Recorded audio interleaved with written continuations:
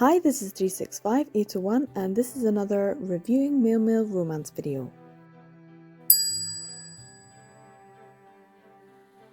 Today I'm going to be reviewing A Marvellous Light by Freya Marske, specifically the audiobook narrated by David Thorpe, which is available to buy on the 9th of December 2021. But I got an advance copy to listen to thanks to NetGalley and Macmillan UK Audio.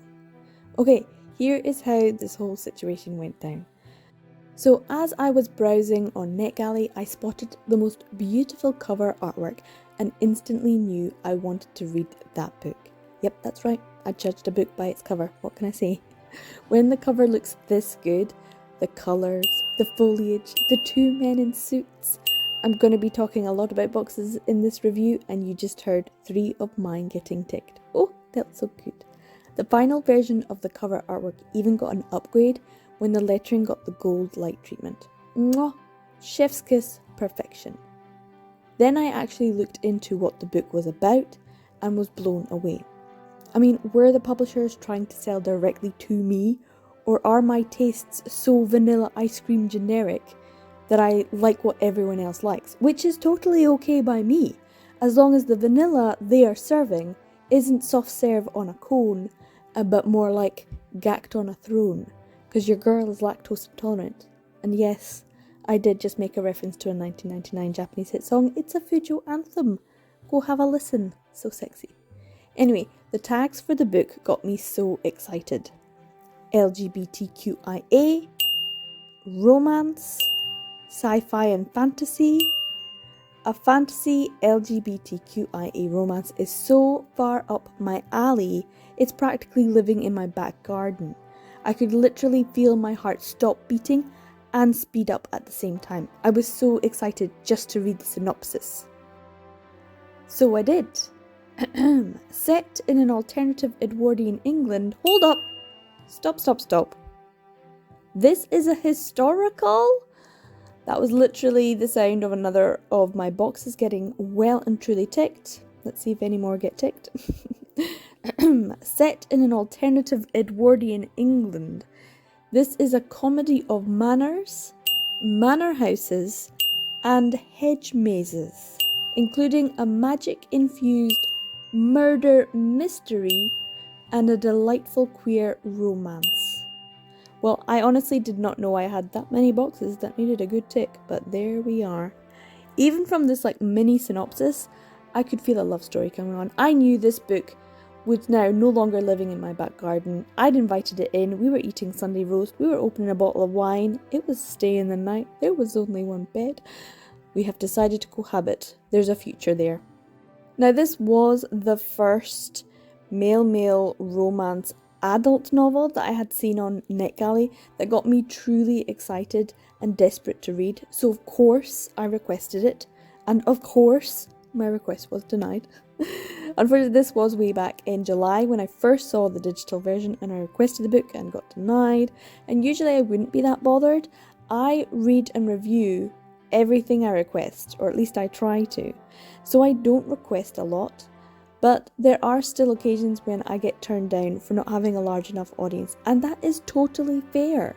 This book should be advertised to the widest audience possible.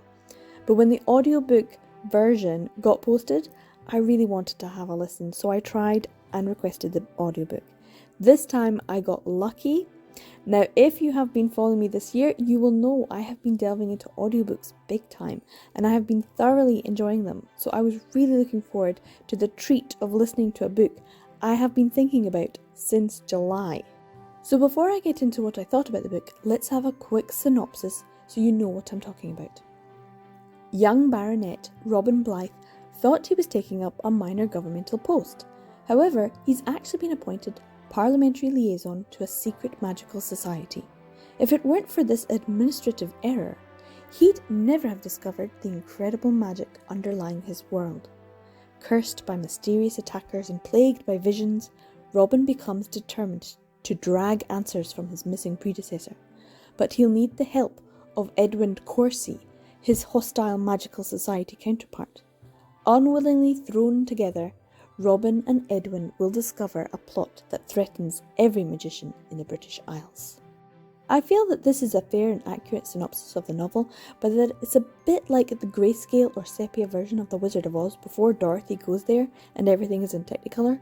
The novel is in Technicolor. I remember reading the synopsis and thinking, wow, this sounds so interesting. And now, reading it after I've read the book, it feels like, wow, this isn't even half of it. There's so much more to this novel.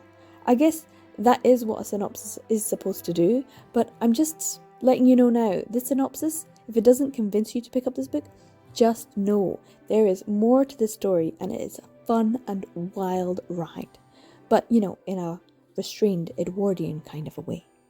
It's at this point that I usually go through some of the cons of a book before I start to gush, and I had to really think hard about what might be considered a con. So, well, it is not a stand-alone, but it is instead the start of a series, so I suppose when you read it and you finish it and you love it, you have to wait for the next volume to come out, which is rubbish, because I love a good binge. It also means that you might have some unanswered questions about characters and schemes, and magic, and also that the happily ever after is, I suppose, just a happily ever after for now ? But even in that, I think that Freya Marske was able to give the ending of this book a conclusive feeling, whilst at the same time setting up the inevitable sequel. Another con might be the length of the book. In pages it is 385, so it's not too bad, but in audiobook narration it is 14 hours and 30 minutes. Now you might have thought that David Thorpe really took his time with it, didn't he? But I didn't feel that the pace was lacking in any way. I mean, it is set in the Edwardian era and the language is a tad on the flary side, which is a total pro for me. But David Thorpe did a great job distinguishing the voices, describing the action with feeling, and explaining the magical system with ease. I thoroughly enjoyed listening to him and will add him to the ever-growing list of men that I don't mind listening to occasionally. Now, the last thing I might consider a con was not really a reflection of the book or the narration, but of the way I read this book. I listened to it while I had things to do or when I went out walking, and so I read it in fits and starts, and this was really annoying because I really love to immerse myself in a book and allow it to take over, and this is the very type of book that wants to do that. But because I didn't let it, I had to re-listen to sections of it to get back into it. I also didn't have an ebook to read along with while listening, which is something I've been enjoying a lot lately. So I had to rely on my listening alone, and there were times when I felt this was difficult. Anyway, what I'm trying to say is, reading this book with a beautiful physical copy would probably have been the optimal way to experience it, and therefore I would very much like a physical copy when it comes out, and probably the audiobook too, just to listen to as I read. Preferably in a tall-backed armchair in front of a roaring fire with a whiskey on the side, even though I don't drink whiskey, but just for the vibes, Now let's all just pretend that I have given you some cons, although we all know that they were actually pros. Now on to the pros. I usually talk about how well something's written, and in this case, it is. It's very competent, maturely written, intelligent, well structured. The premise feels unique and also comforting at the same time. I get the feeling that Freya Marske understands language and the niceties of it, to the point that she enjoys using it to convey meaning and kind of has fun while doing it. I personally enjoy being able to pick out literary technique when I read. A simile here, a metaphor there. I want to spot them and delight in any unique usage. It makes me feel intelligent too. I'm under no illusions that I am reading this story for the male romance. That is a fantasy adventure murder mystery. I ain't reading a classic here, but I don't always want to feel that I am reading a dumbed down book. I don't always want to feel that I could write the bloody thing myself, as I'm sure many readers sometimes think while reading gay romance or any book come to that. I like to read a book that makes me think, wow, I could never write this. It must have taken ages, or wow, so much effort. It makes it worth reading. Another pro is the character growth that we see from the two main characters across the novel. Now, of course, there will be magic, murder mystery, and all that good stuff, and of course, my main focus would be the romance, but what I really liked was the growth that both main characters experienced through meeting, interacting with, and loving each other. Even though the novel is set in a historical period, many of the issues that the protagonists have to address and deal with are universal and relevant to modern life. Issues such as reconciling yourself with your sexual desire and sexuality when society predominantly says it should be otherwise, financial and work concerns, responsibility and care of family members, abuse and bullying, low self-esteem, and mental health issues. I told you there was a lot in this novel.